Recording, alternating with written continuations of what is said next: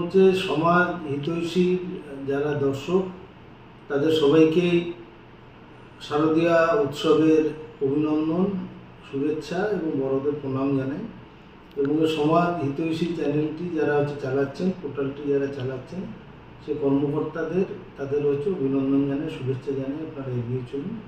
আর যারা আছেন এই পোর্টাল যারা দেখছেন তাদের সবাইকে বলবো আপনাদের পুজো ভালো কাটুক, শান্তিতে এবং সম্প্রীতিতে। আমাদের এই দুর্গা পুজো আমাদের পের করতে হবে, শারদ উৎসব পের করতে হবে। এর যে কেবলমাত্র তো একদিন দুদিনের পুজো নয়, একটা বড় উৎসবে পরিণত হয়েছে। বাঙালিরা কমন বাঙালি, অনেক বাঙালি নয় অবঙ্গভাষী, তারাও এই দুর্গা পুজোকে যে তাদের নিজেদের উৎসব বলে মনে করে এবং তারা সব ছেড়ে পুজো বলে। এমনকি যে অনেকে আমাদের হিন্দু ধর্মে বিশ্বাস নয়, অন্য ধর্ম, তারা দুর্গা পূজায় নতুন জামা কাপড় কিনে বেরোয়। এটাই তো পশ্চিমবাংলার সংস্কৃতি।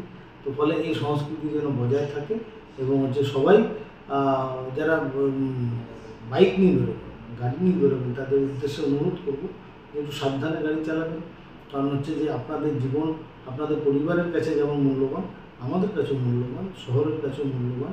আপনারা সবাই মিলে পুজোটাকে আনন্দ উপভোগ করুন। ভালো থাকুন।